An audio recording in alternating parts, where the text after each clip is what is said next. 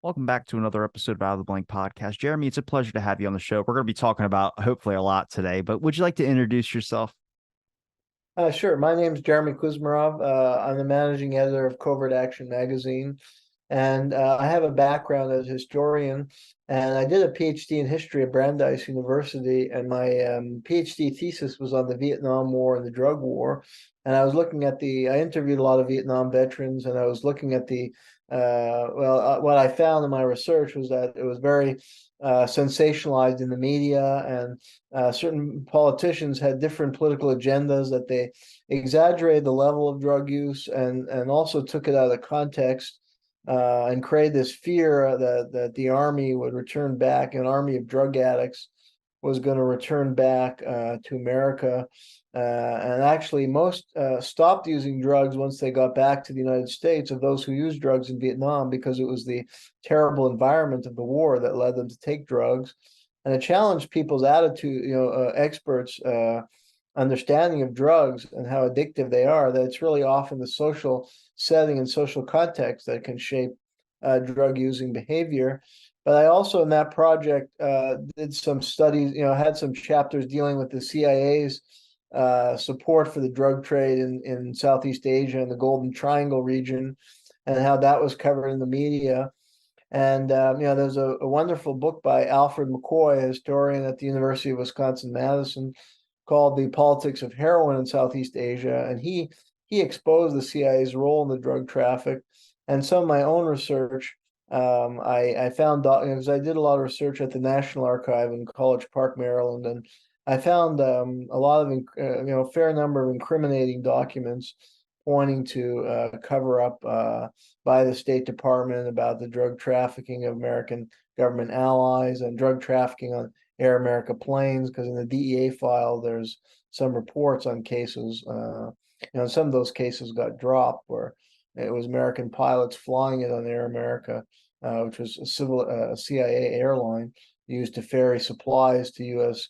allies in the secret war in Laos and elsewhere in Southeast Asia. So that's how I got into. That was my introduction of a, I guess, naive kid about the corruption of the war on drugs and the government involvement in the drug traffic. And since I've learned a lot more about that.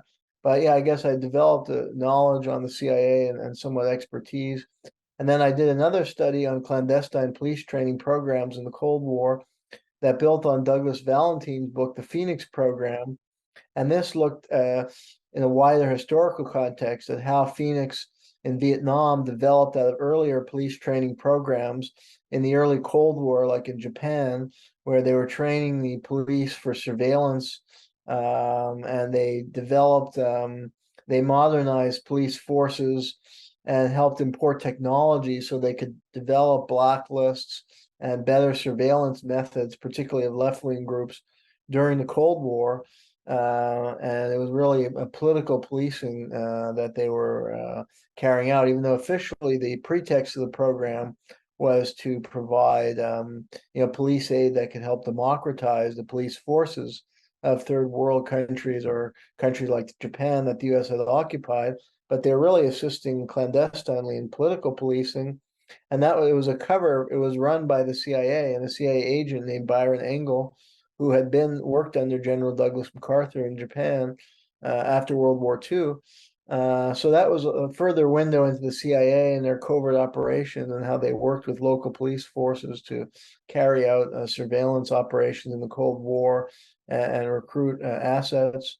And I used to teach a course on the history of the CIA, although I guess the administrator didn't always want that course to be taught, and I had some problems at various universities, but the students were very interested to learn about that. And then, CovertAction restarted. CovertAction magazine was founded in the 1970s by CIA whistleblower Philip Agee, who wrote the book Inside the Company to expose criminal activity by the CIA. And they founded this magazine that actually outed CIA agents that they wanted to name, and expose what they saw as criminal, Agee, and it was founded by a circle around Philip Agee, including Lewis Wolf, who was a journalist who had worked with the underground against the radical press in the Vietnam era and Southeast Asia. He had been in Philippines and was involved with underground newspapers.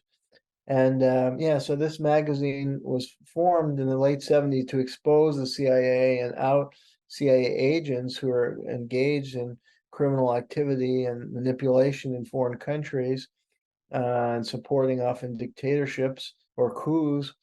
And the magazine restarted. Philip Agee died. I think the magazine folded in the early 2000s, and Philip Agee died around 2008 or so.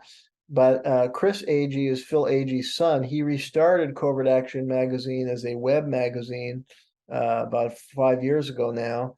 And so I applied for a job there during the COVID pandemic. And yeah, I started working as the managing editor and now we publish about 5 articles per week, and we're trying to, yeah, revive that tradition of a muckraking journal that exposes the CIA and covert operations, as well as Philip Agee was good in analyzing the political, economic dimensions underlying U.S. foreign policy interventions and empire. So a lot of our articles address the political economy of U.S. empire, which is not well covered in the media, even more alternative media outlets that do exposes like The Intercept. They're often lacking in their analysis, including of the political economic dimensions that underlie some of these more sordid interventions. So that's one of the missions of CovertAction magazine, based on the inspiration of Philip Agee, who contextualized the CIA as an arm of capitalism and the large financial interests that drive U.S. Imperialistic interventions. You've given me a lot. I got questions.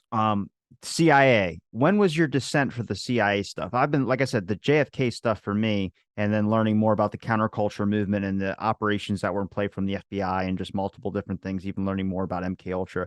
The CIA, I don't trust the word national security anymore, because it seems like it gets broad brushed like the broad brush of communism back in the day. But was your whole thing the Vietnam War that kind of woke you up to a lot of what the CIA was doing and the trafficking of all that sorts? Or did you have a dissenting view somewhere else of learning that the CIA was kind of like overreaching in a lot of aspects? Correct. Yeah. Well, it was really as a graduate student, as I was, getting my own education. Um, the book that really awakened me was Alfred W. McCoy's book, The Politics of Heroin in Southeast Asia, and the subtitle is CIA Complicity in the Drug Trade.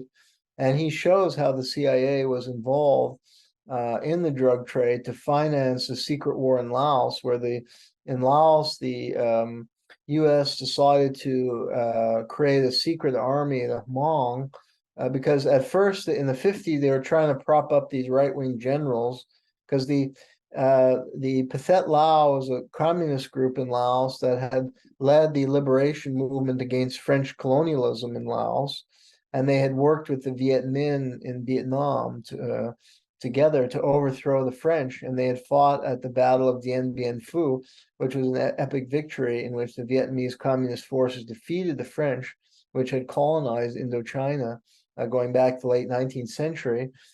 So the Pathet Lao emerged as a dominant political force in Laos, like the Vietnamese communists, and they were closely allied, and they were also instituting initiatives modeled after the Maoists in China, like significant land reform and promoting women's rights, and really helping promoting the development of taxing the wealthy and developing social programs in the rural areas to uplift the population, promote rural economic development and literacy and healthcare, free healthcare in the rural areas. So they had wide popular support, and the U.S. was committed to trying to fight against communism and wanted to control Southeast Asia and expand the U.S. network of military bases and U.S. power and control in Southeast Asia after World War II. So in the case of Laos, they supported a right-wing military officers and launched coups, but those officers lacked any popular support, and they were, the Pathet Lao were poised to take over. So the strategy was to arm clandestinely, have the CIA create their own army among an indigenous group, the Hmong, who was split.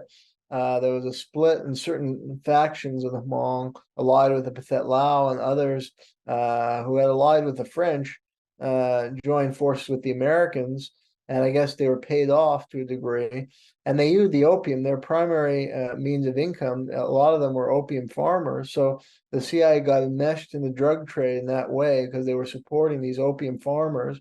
And that was a source of revenue in the region. So they were financing some of the secret war through the drug trade and opium, and they were using Air America planes to fly it. And yeah, Vang Pao is the U.S. proxy in Laos, and he drove a Mercedes Benz, and he made a huge amount of money off the drug trade. And they were developing heroin labs, as McCoy shows in his book.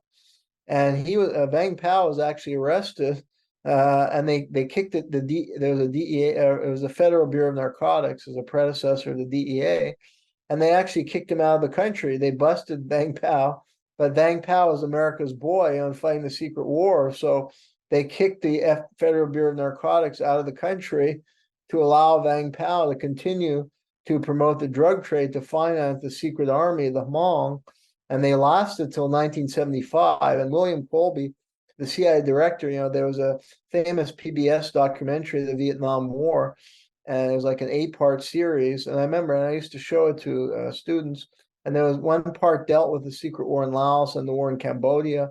And William Colby, the CIA director, comes on as one, he was interviewed, and he said, "Oh, that was amazing. The Hmong lasted for like 10 years."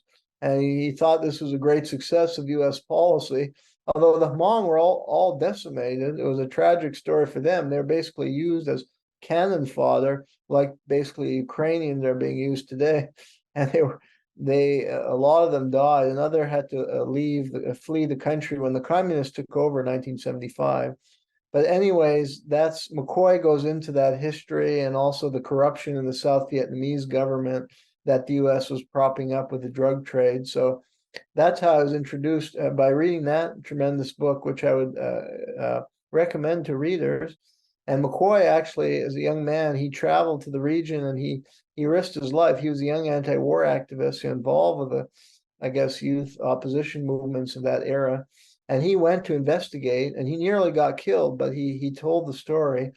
And yeah, it's a window into the corruption of the war on drugs and the CIA and how they're in league with these really vicious and criminal elements. And unfortunately, we see parallels in other conflicts like Afghanistan or Ukraine today, where the CIA is allied with either far right wing forces or criminal elements. There's some people I've talked to, and it is some of the theories out there of why we were in Vietnam and then why we were in Afghanistan as well too, is because of poppies and poppy fields and soldiers guarding poppy. I mean, I've spoken to soldiers who said they were guarding poppy fields for no reason is why, just guarding poppy fields. And I think a lot of people consider that a conspiracy, which I mean, this is an interesting question for you, but what would you consider like some of the facts and then some of or the official narrative and then some of the more stuff that you found out about Vietnam, for instance, like the myth of the addicted soldier. I think there was an operation that was like golden clear or something like that, that they had to piss clean before they went back home. That's what I read from like the official thing about soldiers. And I think everyone's seen the photos of someone smoking out of a gun or something of that sort that the media took. But if that's all media manipulation, which I would believe it to be, because they've done a lot of that throughout history, you can tell in the 60s and 70s, things were ramped up. I mean, Reefer Madness is a great example as well, too. But I'm curious, like what if you could give like me like a breakdown of like with like Vietnam, some of the things that obviously the official story goes by, but then what's the real information to it? Because to be honest, I don't even think movies represent it correctly. And maybe you're not expecting it from movies, but whenever you ask someone of my generation about Vietnam, it's kind of one of those areas where it's like, we went over there. I don't know what the hell happened. And then, we came back. That's about it. Yeah, well, what I found in my research on the drug trade and drug use was that, I mean, there was drug use in the army, but so it wasn't entirely, false. I mean, that was a true image because by 1970, the U.S. Army was in revolt, and the counterculture had really seeped into the military, and you had a lot of soldiers who were questioning the war, who were turning onto drugs and were, refusing to carry out combat orders or even fragging their own officers. But the media really fixated on the drugs. And yeah, there were a lot of sensationalistic stories, and some even attributed drugs, to mishaps in the army. Like, Jack Anderson was a very prominent Washington Post columnist, and he was reporting that soldiers were getting high and like jumping out of their own helicopters, and that they were so stoned that they couldn't fight effectively. And that was largely distorted. There were actually, the Army investigated that, and there were very few incidents. Yeah, that started to smack of reefer madness, because it was like, oh, they're smoking drugs, and they're performing terribly in combat, and they're sacrificing the ability of the American armed forces to fight. And that simply was not true. I mean, alcohol was a much greater problem, even as the counterculture came in. But you still, firstly, among the officers were of an older generation, and for them it was all about alcohol. And the Army found, the Army studied this, and alcohol was a serious problem. And if any military mission were compromised, it was because of alcohol. And I interviewed soldiers, and they said, "Oh, the medic was drunk and he couldn't treat wounded soldiers." And you have almost no reported incidents of that with drugs. And actually, soldiers said they would prefer to go out and patrol with a guy who might have smoked marijuana the night before instead of alcohol, because there's no hangover effect. So there's actually very limited, if any, cases where drugs actually hampered military missions. But the media was reporting that they were embellishing that, and they were also embellishing the numbers. There were some drug use, especially toward the end of the war, but they made it seem like the entire army was doing drugs, when still, even when the counterculture came in, it was really a tiny percentage. And that's what the Golden Flow tests found. A very small number tested positive. And the other thing that was interesting with the Golden Flow is that because the soldiers were told about the tests before, that they stopped, because the penalty, if you tested positive under that operation you mentioned, Golden Flow with the urine, they had to stay in Vietnam for another month or something to go through an Army drug rehabilitation program. And these guys were counting down their, what they call DARO, date of expected return from overseas. They wanted to get out of that hellhole. So the last thing they want, and they felt that the Army drug program was like a prison. So they stopped cold turkey. And it showed, it's a myth that if you take, because the popular image, and you get this in Hollywood film, is if you take heroin, you're automatically become a slave to the drug. And that's simply not true. And in this case showed, because they wanted to get out of Vietnam. So even if they were using a small percentage, may have been used because a smokable form of heroin came in, and some were smoking it. They weren't injecting it, but smoking it. But they knew the test was coming, so they stopped. And it showed they weren't addicted. They just stopped. They tested negative and they went home. And the studies found that only 1% of the soldiers who used drugs in Vietnam, only 1% used back in the United States.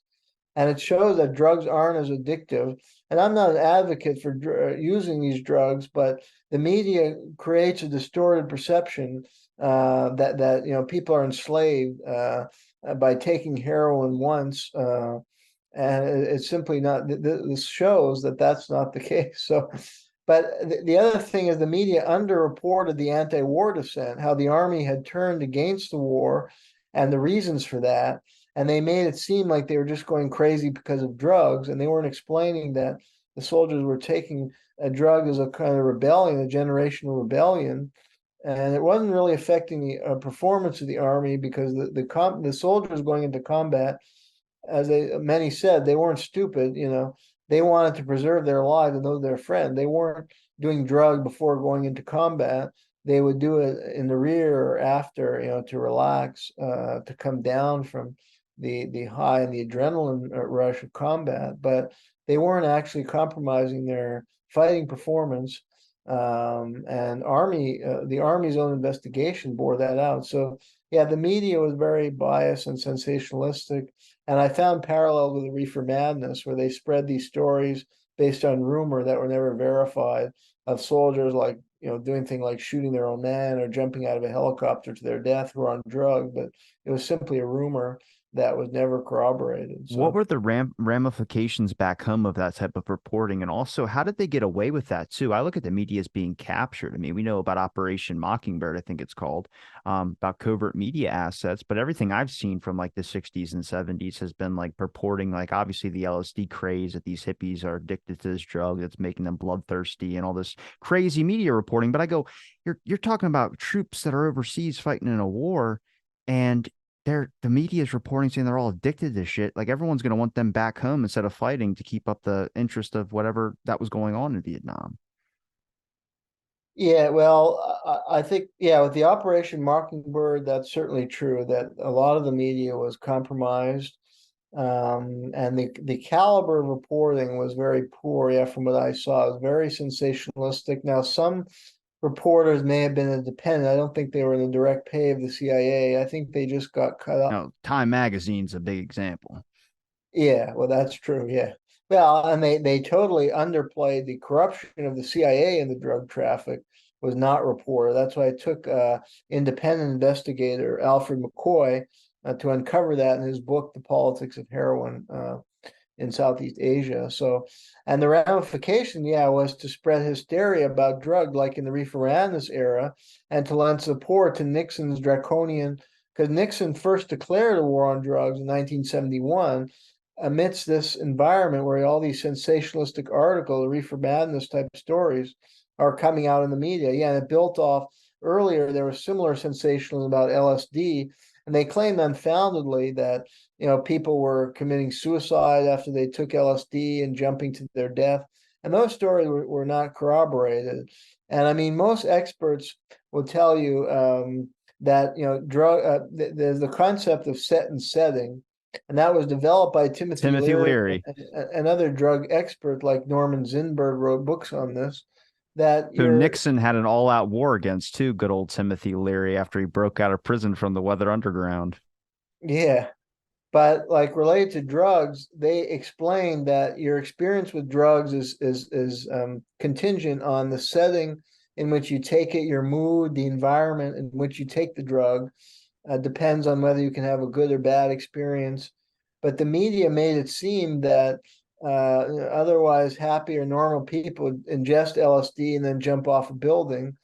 And in none of those cases actually was the LSD found to be a cause. If there was any cases of a youth committing suicide, uh, so there had been a pattern of sensationalistic stories, and then the Vietnam stuff kind of built off that pattern and almost took it to another level. And that led to this hysteria that led to support for Nixon's declaration of the war on drugs and the ratcheting up of the drug war. And I found that even some groups on the left, there was fairly bipartisan support for Nixon's policy when it was first adopted. Now everybody's critical of the war on drugs and sees it as a failure. But at the time, there was a lot of momentum for a harder drug policy, even among opponents of the Vietnam War. And that's what that book goes into. So, You feel like we would have had that same ramifications if Nixon wasn't president? There wouldn't be this whole onslaught on the war on drugs, specifically when it comes to the media's reporting on it. well, in a way, the media can shape, well, The yes and media no. has a lot of influence. Like it's Yeah, on one ridiculous. hand, Nixon seized on this for his own agenda because he was intent on waging war against the counterculture, and the war on drugs was for him the perfect issue that he could win the support of Middle America, against the unruly counterculture who had seemingly destroyed American values and the good name of America. But on the other hand, any president might have been responsive to this media hysteria, media created hysteria and sensationalism. And some of it may have been with some of that reporting. I don't think they're all on the CIA payroll. It's just the papers want, they want sensationalistic story because that sells papers, so or sells newspapers or magazines. So it's an issue where it's very easy to embellish. For reporters may be encouraged to embellish or create sensationalistic headlines or narratives just to sell papers. I mean, as a business. So Well, it's like I even think in the that was partly Vietnam, at play. even into the Vietnam photo, the famous napalm girl, they cropped off the guy who was standing all the way off to the left, who was just walking with his camera because they thought it would look bad for optics wise if you had this soldier look like he was not giving a shit about this girl that was covered and burned from napalm running through the street. The full photo shows this guy standing over there. Now, if that's just them thinking about like what the ramifications are going to be from that photo being released and the public's reaction to that, I don't know. But I don't know the way that like you can manipulate a photo, even the clip-on tie that was on the floor when Robert F. Kennedy was assassinated was cropped out of the official Time magazine. I don't think it's all the media assets or all this. I don't think they're all on the payroll of things.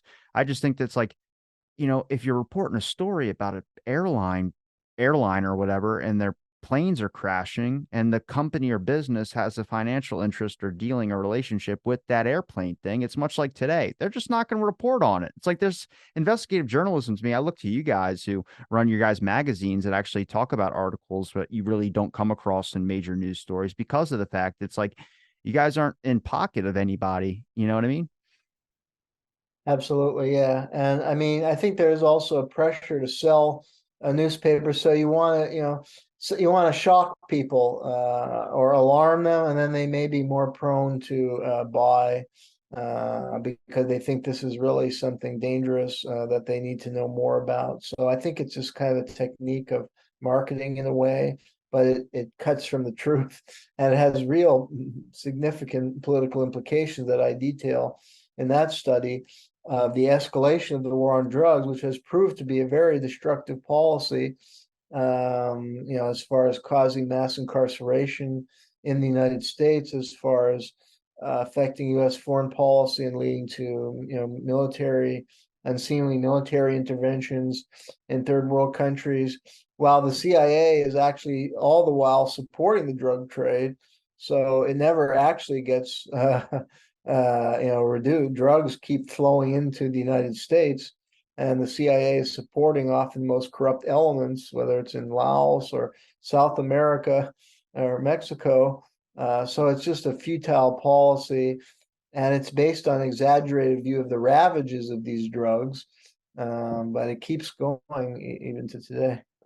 Now, we talk about the financial interest of the CIA in the war on drugs, or there's the drug trafficking in general. But what about the other usages for some of these drugs? Now, we know, like, I reached out to you because I came across your article about Frank Olson and MkUltra, which we'll get to. But I've seen them figure out another method to use some of these drugs as well too, and whether you consider that they brought drugs into certain neighborhoods to get people addicted in certain situations, which I do believe. I've talked to some people who've written books like John Potash, The CIA Drugs Against Us. I believe that. I mean, bringing in drugs into some neighborhoods, and I think we know about like they were trafficking cocaine in bodies as well too. I'm just curious if you think that like when did the financial interest, or when do you think that there was something else besides the financial interest that stepped in? Like when did we start seeing them experiment with drugs and really start to hype up the war against like the hippies, for instance? Operation Midnight Climax, if you know what that is, about drugging people in brothels and things of that sort. There's a lot of stuff where it's like I don't justify any of those actions. And even reading them, I go, that sounds insane. But that's another issue with like projects like MkUltra. I mean, using LSD on people, whether they're witting or unwitting, they destroy the documentation to be able to figure out to what extent, how far they really went with this thing. And it kind of scares you to think where could have it gone. Yeah, I agree with that. I mean, there was some really sinister thing that went on with the MK Ultra and these illicit LSD testing, and that was just pure abuse of power. Um, I don't know. Gary Webb wrote an important book called Dark Alliance on the CIA and the Contras, and he pointed to a connection between some of the Contra drug runners and Freeway Ricky Ross was a big time crack dealer in South Central LA. So he presented a direct connection between the corruption of the CIA and the drug traffic in Central America in the 80s and involvement in the Contra War and the flood of crack cocaine in South Central LA. Whether that was deliberate plan to drug African Americans to keep them weak, some have alleged that. I don't know for sure, if that was a deliberate plan, but that was clearly a byproduct. I mean, it's what you would call blowback. Yeah. of the CIA operation gone amok, or alliance with criminal groups that end up, trafficking a huge amount of crack cocaine, which is a dangerous drug. I don't want to underplay the health damage.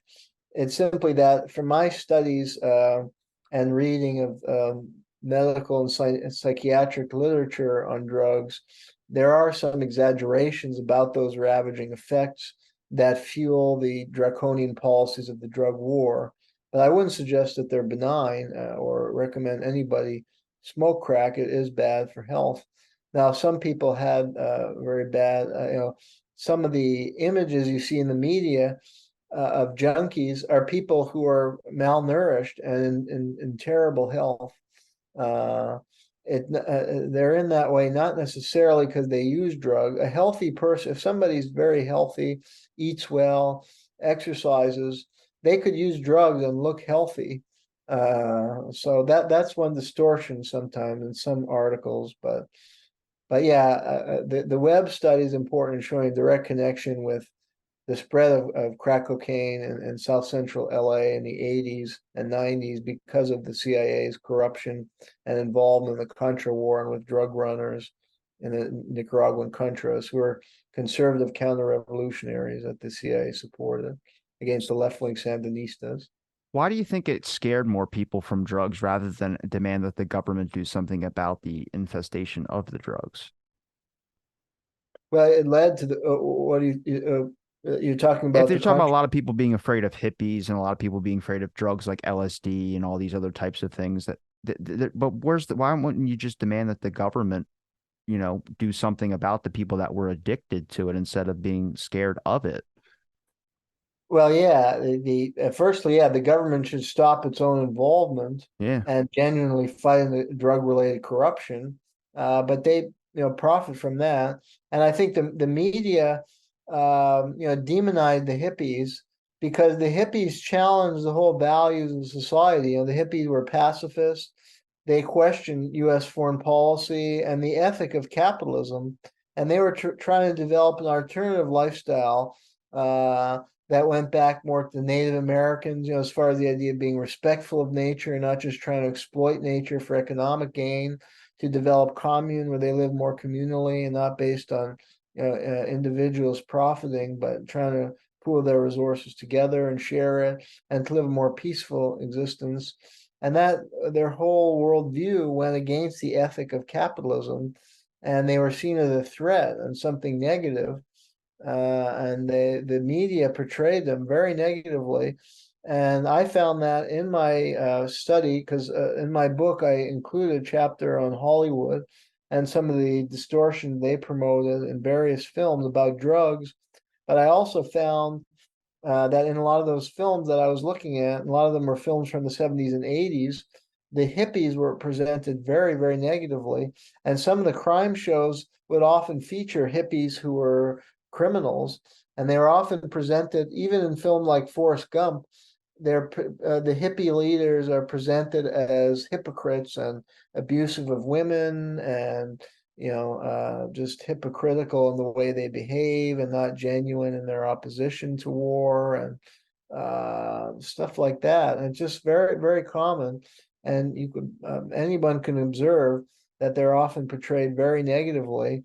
And I think that's because they were they were subversives who challenged the dominant values and the life ways of the capitalist elite and the worldview of the capitalist elite. And they would pave the way for a more peaceful society that was more respectful of nature, less materialistic, less warlike. And somehow that's a threat when there's really nothing negative about it. They always play up the excess. I mean, yes, there were excesses as far as some of the drug taking, and as far as the sexual revolution overall was good, but it could lead to certain excesses or abuses toward women, and those excesses are always magnified as if that's embodiment of the hippies in general and their pacifist worldview, which is not the case. Does that, I mean, when did your, like, obviously you mentioned McCoy's book, but I mean, how hard was it for you to change kind of the notions that might have been instilled into you about some of these things? I mean, you start realizing that there might be a sliver of a little bit of this, but the magnitude on it gets ramped up to like 1,000. Like I mean, I had a grandpa that served in Nam and everything, and he would always talk about communists and things of this sort. But then you kind of start learning like a little bit more from other researchers who have really done work and notice that that brush got painted on like everything. It makes you rethink a bunch of stuff. And, we talk about drugs in today's time and marijuana's become more legalized, but there's still like a large stigma behind stuff. And you just see the propaganda that gets unleashed, not in today's time, but back in the day. I mean, through films, government had influence in there. Hell, mob had influence in there. But you start realizing that everything you've seen on television that might have been instilled to you, it's hard to change your notions from, I guess, preconceived notions that you already have before. So I'm wondering for you, how hard was it when you're coming across all this documentation, you're coming across other people's research, and you're kind of challenging things that obviously go against the way society is thinking as well, too. Yeah, very well put. Yeah, yeah, I guess, yeah, as you say, you start to think critically about everything once you see how Everything's a lie. That's what it is. exploited. Yeah, and I mean these are good people, but they subscribe to certain dominant assumptions that when they're subjected to scrutiny, you start to realize that those assumptions may be flawed.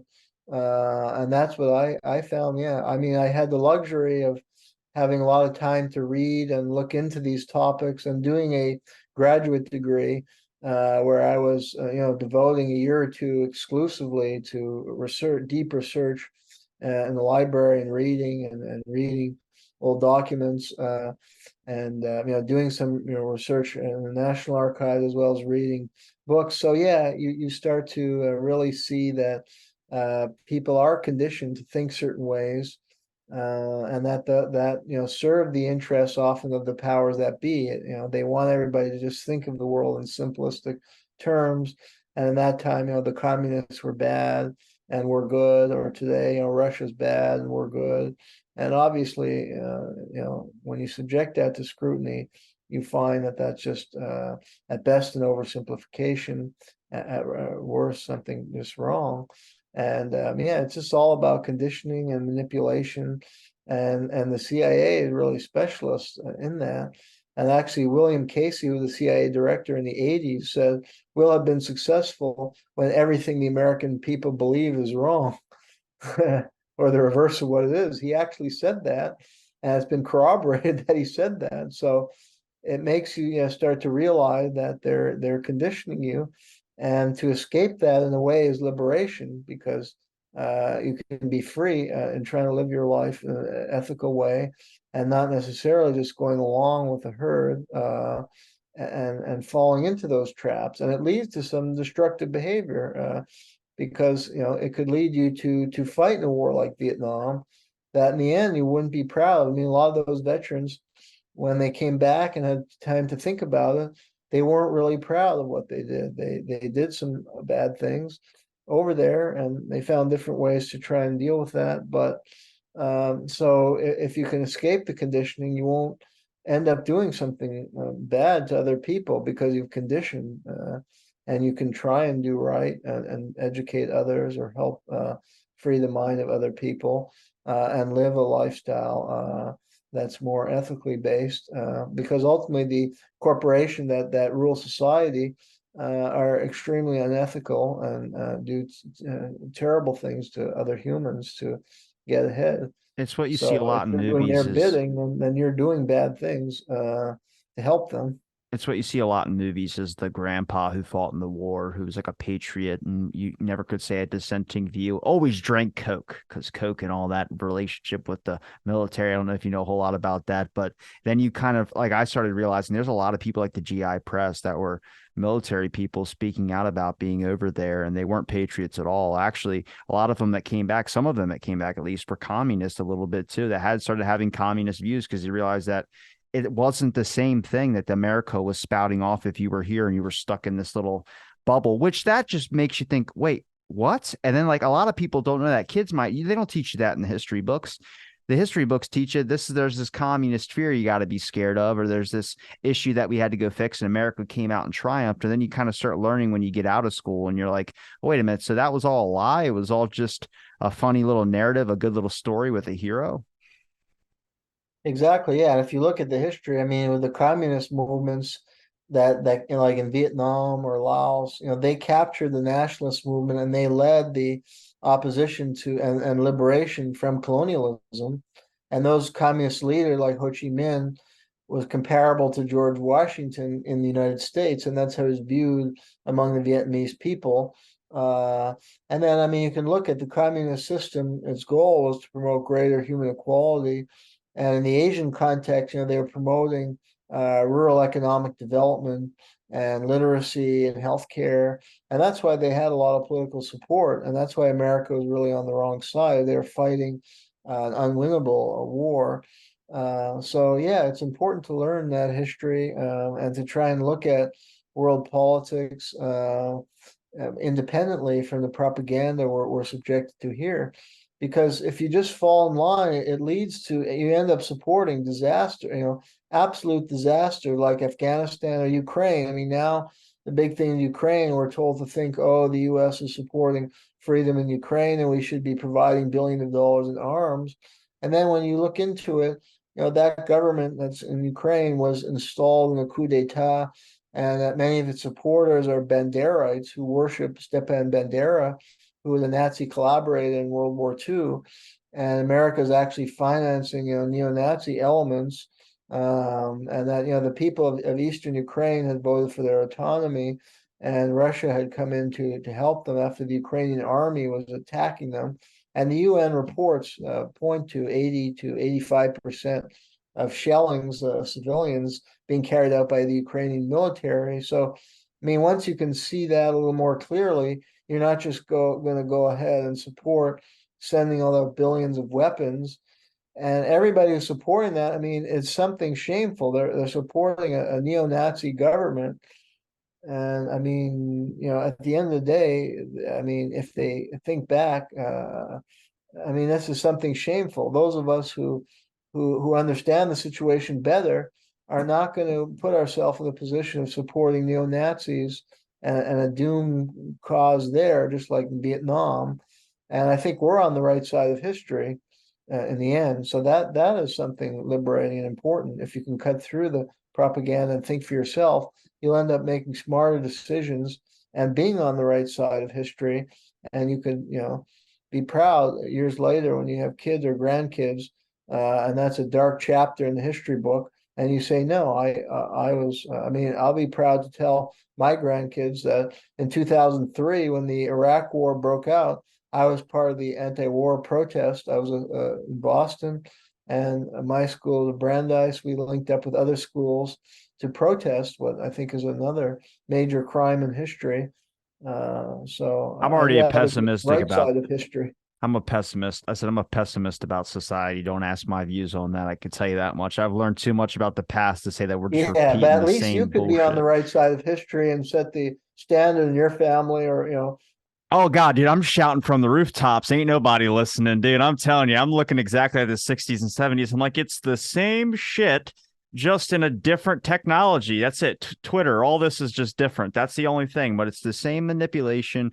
It's the same lies. It's the same battles in different places. It's all, and nobody's doing anything about it, which is just nuts to me. Cause like you start and look, you just look at a history book, or at least look at some of the people that have actually taken, the counter press movement. Look at that counterculture movement. There's still that today. That's just online, but now it's individual groups and we just boil it down to left and right. I'm like, oh guys, it's so much bigger. I'm a deep state believer, but not like Illuminati. I mean, I don't know, depending on what you're looking at, but I just go, we have a really corrupted sense of government because it's tied with so much into things that it should not be tied to. Like, I think we need a whole root out of our whole political system, but sadly, I don't think that's going to happen at all. I think they're thinking this is the best way to run because it makes them money, and that's, I don't that's know. true. Yeah. I'm a bit of a pessimist, like I said, but I want to ask, when did you come across MkUltra, and maybe you can explain a little bit about your work on Frank Olson as well too, because I think that he's really important, and I didn't learn about him until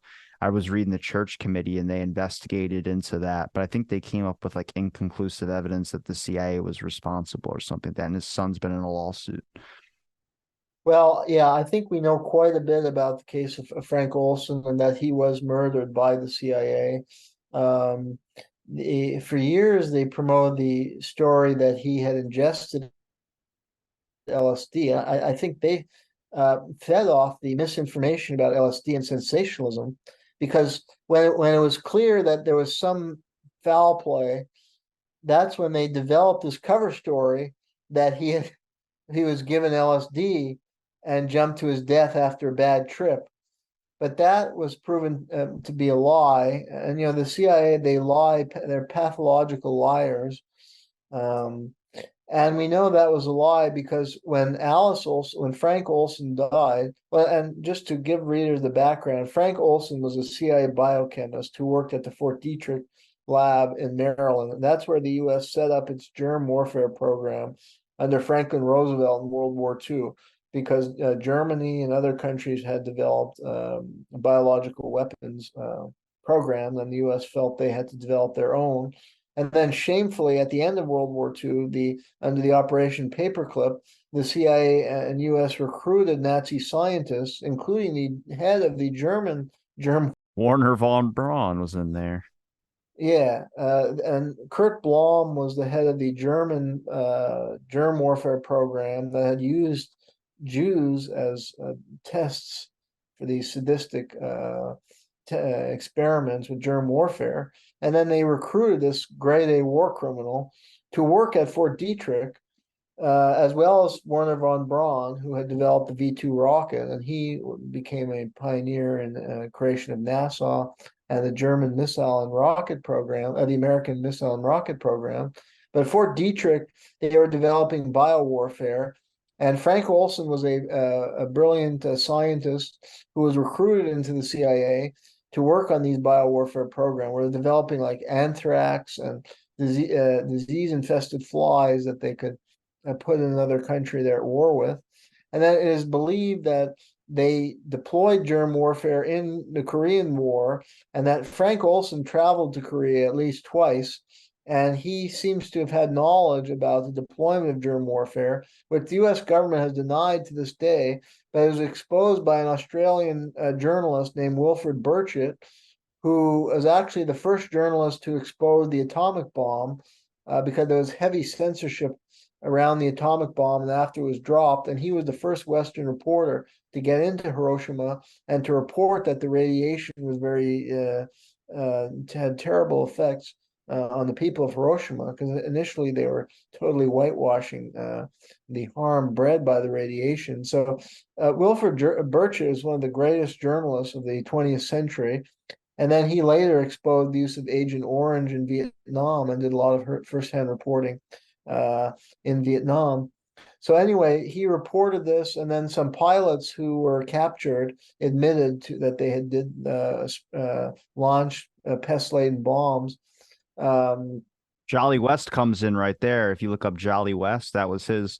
He was in charge of hypnotizing or unbrainwashing, is what they called it, of some of those pilots and people that fought over there, because they were saying that they were brainwashed, saying we used bioweapons. I was like, oh, so wait, we did use bioweapons and they unbrainwashed them. That's crazy. Yeah, that was a CIA disinformation to make people believe, oh, these pilots had been brainwashed in communist China, and we never did that. But that was a disinformation operation. It's very likely, with 99% confidence, that the U.S. did deploy the germ warfare. And actually, there was an independent study led by a team of British scientists, and the director of that study was Dr. Joseph Needham. And he said with 99% confidence that the germ warfare was deployed. And he said that before he died, they asked him, how confident are you of the accuracy of your study? And he said something like 99%. So Olson very likely knew about that. And then he hinted to his wife that he had some misgiving. And now Olson also saw and witnessed things with the Operation MkUltra, where they're doing all kinds of unethical drug tests including with German prisoners of war, because he went to some German POW camps after the war, and these were Nazi generals, but they were doing really unethical thing like pumping them with drugs, and a lot got killed. And he was like, "This is too much for me," and so he hinted to his wife and some others that he couldn't take this anymore, and he was going to quit his job, and that and he even said this smacked of what the Nazis were doing, and now we're doing it, because that's what the Nazis were known for: unethical medical experiments on Jews, among other crimes. That was some of the worst things they did, and yeah, and he said, but then he said, "Oh, I made a terrible mistake." Because he realized who he was up against, that these people, since he was becoming a whistleblower and they couldn't trust him, that his life was now in danger. And then he was found, he was, in November 28th, 1953, he fell out of the 10th floor of the Statler Hotel and he was killed. Fell with giant air quotes, please. Fell. They claim that he jumped and committed suicide. And then when it was clear that something had gone amiss, the CIA developed the story, oh, he had been drugged with LSD, and then he jumped. But then his son, so fast forward to 1994, his son ordered a forensic reinvestigation of the body. So they dug up the body because it was all too painful for his mother, Alice. She became like apparently an alcoholic, and they couldn't do anything when she was still alive. But when she died, the son ordered a forensic investigation, and they brought some top forensic scientists, and he determined that it was a homicide and that the cause of death was not from the fall, but was a blunt force trauma to the head, and that he had very clearly been beaten with a pipe or a bar and killed and then thrown out the window. And it was actually impossible for him to have jumped because the way the glass in the hotel, for him to have cracked the glass and broken through, it required a running start, and he was in a tiny room, so he'd have to run all the way down the hall. And his roommate, Robert Lashbrook, who was a CIA scientist, actually, he said he never even heard or saw him jump out the window, which was a lie, that he only woke up after. And that's when he called the police. But actually, he didn't call the police first. He called Sidney Gottlieb first. And he said he's gone. So, I mean, the evidence was so clear that this was a murder. And it's believed, there's a book by Hal Albarelli Jr. called The Terrible Mistake that I Oh, recommend. Hank. Hank Albarelli Jr. And he cracked the case basically. And he said there were these two CIA mafia hitmen who were likely behind it, who were the ones, because one was actually found to have been working at the Statler Hotel as a doorman or guard or some security position. They call it a coincidence. That's what they call Yeah, it. and he was a known CIA mafia hitman, and it's believed that he was the one who beat him and threw him out. But we know he was beaten over the head with a bar and thrown out. And that followed the model. The CIA assassination manual instructs assassins that's how to kill somebody and then make it look like a suicide. Why do you think that, like, even when the church committee investigated, they just came up with like inconclusive evidence to support anything like that? And I go, well, you came up with evidence, but it just didn't fit the official narrative. But whenever they say something like it's an investigate, like Dag Hammarskjöld's investigation, for instance, the UN looked into it because of Alan Dulles and Patrice Lumumba. And they're at the ending of the report in like 2014 was like inconclusive evidence. And I go, anyone that knows what you guys do in your free time when it comes to getting rid of people that have a dissenting view, anybody that's working in your midst that might have a dissenting view or want to blow the whistle on something, they know what that means. They means that it was you, but to the public, they see inconclusive evidence and they just kind of dust it off. So it's like an inner message. And I hate to make that correlation, but you see so many of these investigations where like, well, you have all the evidence to support that Frank Olson was thrown out of a window, but what you guys going to not give the official, here's what happened and we're sorry this happened. You're just going to be like, we'll just let it go. People will figure it out. Yeah, well, there's a lot of cover-ups, and they're still afraid maybe of the people and agency behind it. Unfortunately, yeah, a lot of governing commissions are just whitewashes, and the facts become more and more obvious. to the public at large. And that's what, there's such a gap between, that's why the public has less and less trust in the government, because you see this kind of corruption and cover up time and time again, sadly. You like, I mean, through all your writings and all your research, and I'm sure you look into other things as well too that we haven't mentioned, but do you have a conspiracy line? Like, there's a few things that I even said, like, that sounds really conspiracy, like a heart attack gun. But then you're watching the church committee and they show a heart attack gun, and I'm like, you know what? Everything's game. I'm open to everything now. I'm looking at everything. I strictly go by what I can prove through a document, which is hard. But when you're looking at a lot of things, I just don't throw it up against, I don't say that that's not true or that sounds crazy, because I've seen so much of what our CIA does. I mean, 600, I think, speculated attempts on Castro's life. And the ones that I can show to you, the 20 that I've been able to find through documents, an exploding seashell, where I'm like, what the like, you guys have some creative bunches in the CIA to start thinking of some of this thing. And then you learn about all their drug testing and Operation Midnight Climax and so much that goes on. I'm curious if through all your research, I mean, obviously you've been more open to hearing some crazy things out there, but those things end up becoming true. So it's like, what do you do then? Like, even when we're talking about with the brainwashing of Jolly West and these people that fought in this war about using bioweapons, a lot of the public doesn't know that. They're going to search up something and it's going to give them the first article. It's like a Wikipedia thing. That's not going to tell them the truth at all. But it's like, how do you find explaining some of these crazy things to people that have not even gotten there yet? That's a very good question. And I would make a few points. Well, one is, yeah, truth is often stranger than fiction, as you say. And yeah, two, yeah, and you can't imagine something until you find it's actually true. Two is that the CIA deliberately tries to stigmatize and marginalize conspiracy theorists and make that into a bad term.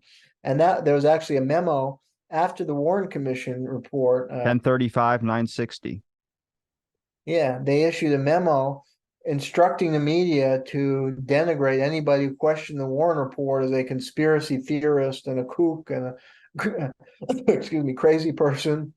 And that's what they do. That's their technique for blocking investigation, into the truth and uncovering criminal activities. And I guess academia, certain topics are off limits.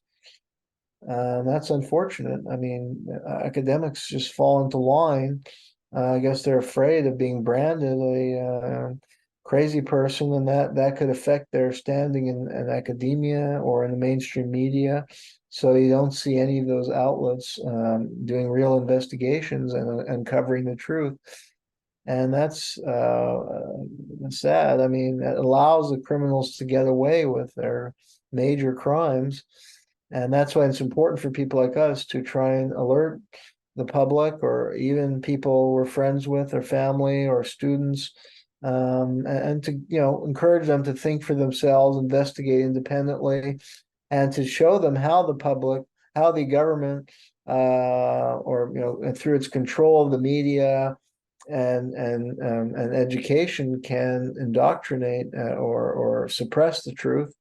And yeah, to point out that Wikipedia has connection with intelligence agencies and has been manipulated in many of it, not all. I mean, it can be a very good source of information. I mean, I use Wikipedia for a lot of research, but I know that some things on the Wikipedia have been manipulated, and there are some It's good. disinformation. It's good if you want to know when John Lennon created a song, but if you're trying to find out if the government killed JFK, you don't even check that one Or if there. they killed John Lennon, because I have an article coming up about that. Yeah, David Whelan was on my show about it. He's the one that made the documentary about the potential second shooter.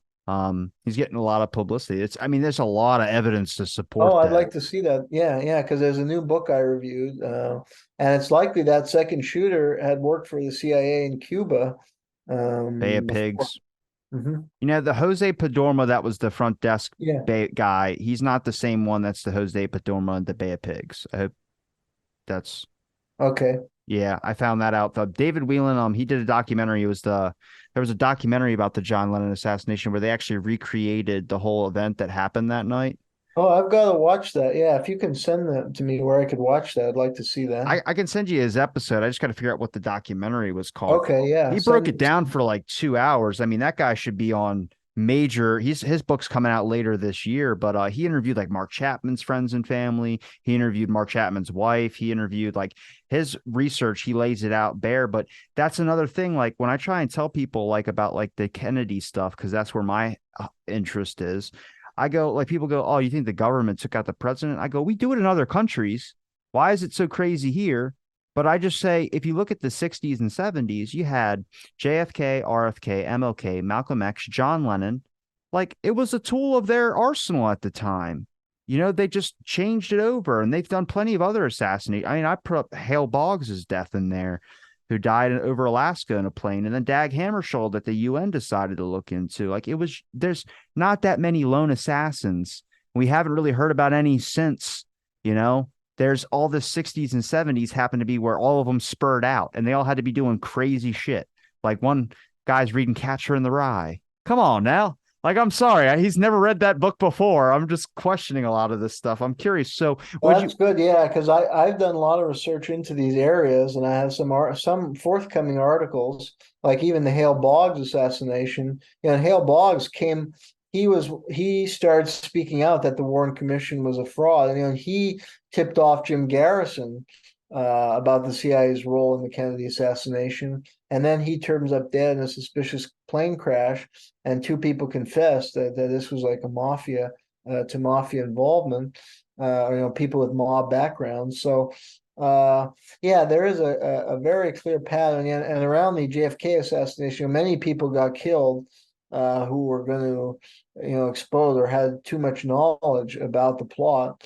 And I have a piece that'll be out on the 60th anniversary, the JFK assassination, yeah, that looks at the role of Lyndon Johnson and the Texas power brokers who were supporting Lyndon Johnson's career.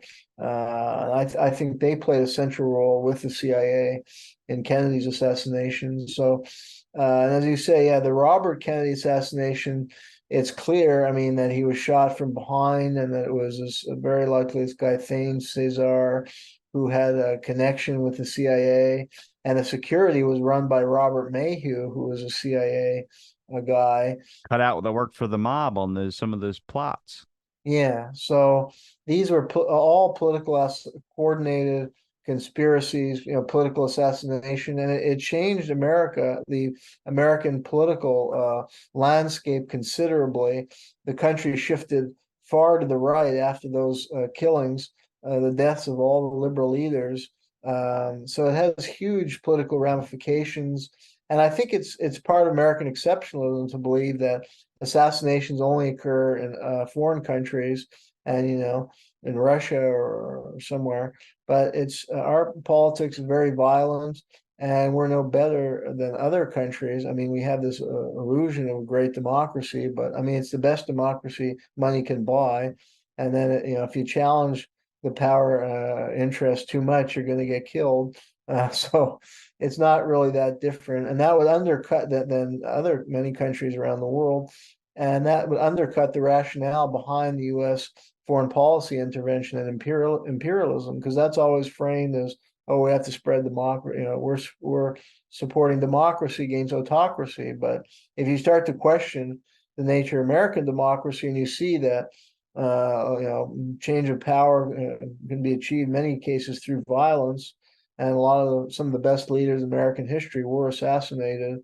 You see that America is not that different from Russia, and it's an illusion that the U.S. is actually promoting democracy Yeah, but see, people abroad. people don't like that. People like I had brought this up to probably an old school Democrat. Like I said, I'm not a right or left person. I would consider myself a patriot, but not the Yeah, textbook patriot of like all these people that will never say anything bad about the government. I think if you love your country and you want it to do better, you know it can do better, then you would try and investigate all these claims and see what's real and want to change some of these things as well too. That's why I consider myself absolutely. a Yeah, and you want patriot. good people running the country. You don't want criminals who come to power and in crimes and covered it up, and they one lie begets another lie. So I agree. What you're doing is what I try and do is in the best interest of the country and out of love for the people, so that they would have good leaders. Can I ask about, do you think journalism's dead? I mean, not your form of journalism for your guys' magazines, but just like it's not an incentive to want to speak out like this. It's not an incentive to want to dig into the deep minutia of certain articles and certain histories and talk about them. You're not going to get a world stage with that view. And some people, like I understand if you have a family and you're reporting a story and someone's like, you can't run that story, you're going to lose your job. I mean, it's hard to stick by your morals and your convictions to want to do that, but also I don't blame the people that do those types of things. Ed Allwood is a guy I spoke to who used to work for like CNN and all these things, and he explained what was going on back there. He wrote a book about dark journalism, basically, and he's like, "There's not an incentive," and I get it, I understand, and I mean, if you're single and you're doing it, you're writing articles, and you feel like you got to stick to your morals, then you can. But a lot of people who have families and are reporting stories, it's so much easier to just go with the way that the narrative is, or write, something that's not necessarily big. Like, let's write something about OxyClean or something. That's what they'll do because it's safer to them. They're not going to jeopardize their career. It's the same reason I don't get mad at academics that go conspiracy when you start mentioning MkUltra or other things. Because I've spoken to academics who research MkUltra specifically, and they'll tell you it's real. They'll tell you the claims that are real. They'll tell you a bunch of things that are real. So it's just about, I mean, do you think journalism, academia, all these things? I mean, your career shouldn't be so fragile where writing something that's a different view than what has been pitched in history, even though there's evidence to support your claim. You shouldn't feel like your job's in jeopardy. What kind of free press is that? Exactly. Yeah, you hit on it. I agree with everything you said. It's an illusion of a free press. And a lot of it is self-censorship. Yeah, people are really, and it's like in a totalitarian society. I mean, people are in a state of fear. And I worked in higher education and I saw this, and they're deathly afraid. And so they self-censor. They select topics to research that are non-threatening and that are often not that important. And they're happier that way. They can write a book that's not going to get any attention. Uh, and that's good because they preserve their job, and but they've had no real impact on changing things or exposing real corruption and evil. So yeah, it's a sad situation. And I think most of the media, unfortunately, is compromised when it comes to, yeah, they can do very good reporting on numerous issues, but certain issues are off topic, like the one we're discussing today. If Yeah. you take up these, well, you won't get it published. Or if you I mean, look what happened to Gary Webb. They attacked him. He got his stuff published on the Contra, drug traffic, connection between the drug traffic and the Contra, the freeway Ricky Ross, and the CIA's role. And he was mercilessly attacked in national media like the Washington Post. There are all these hit pieces against him. And then his own newspaper didn't stand by him. And he was demoted, and I think ultimately did lose his job. And then the official claim is that he committed suicide, although many believe that he was actually murdered. So look what happened to him for exposing the CIA's role in the drug traffic. And that's a lesson to anybody not to go into the story or they'll be ruined. And it's very rare, yeah, to have anybody, you can't really make a living. So, you have to be either, if you have a family that can support you, if you come from wealth, or a family where you inherit some money, and you can do, maybe publish in some off the beat presses or online, but you're not going to be able to make a living that way. Or if you have another way to make a living and you devote part of your schedule to writing those kind of stories, that's the only way you can do it. Because yeah, you won't be able to work for any mainstream media or higher education institutions, unfortunately. Just check their garage. If you see a Benz, you know where they stand. That's all you got to do. Yeah, and it leads to, yeah, people unfortunately, yeah, they only care about their career advancement, and they end up compromising the truth. And that's really in a way a betrayal of their profession, because a true journalist or a true scholar, a true academic goes for the truth wherever it may lead. And he takes up topics to research that are relevant to society, that are important for people in society to understand better. So if academics are picking topics that are so obscure that really have no bearing on anybody's life, they're also kind of in a way betraying their calling. But unfortunately, yeah, corruption in society has prostituted these professions. And Upton Sinclair wrote some good books. It goes back a long way because Upton Sinclair was a great muckraking journalist in the early 1900s. And I have one of the books. He wrote a book called The Brass Check about the media, and that's a reference to prostitution. The brass check is what you give to a prostitute, and he likened mainstream journalists to prostitutes. And he had another book on higher education, basically similar analogy. So. Well, Jeremy, I appreciate the time you gave me to do my show. Is there a place where people can find your articles and any other of your books? I know you got an Amazon page, but obviously I can link CovertAction magazine in there as well too. But do you have Twitter or anything like that? I'm not really on Twitter. No, the best place, I do have a personal website, www.jeremykuzmarov.com, and I'll be happy to hear from readers. You can email me, jkuzmarov2@gmail.com. And I'm going to link all those in the description. It's been a pleasure chatting with you. Thanks everybody for listening to this episode of Out of the Blank.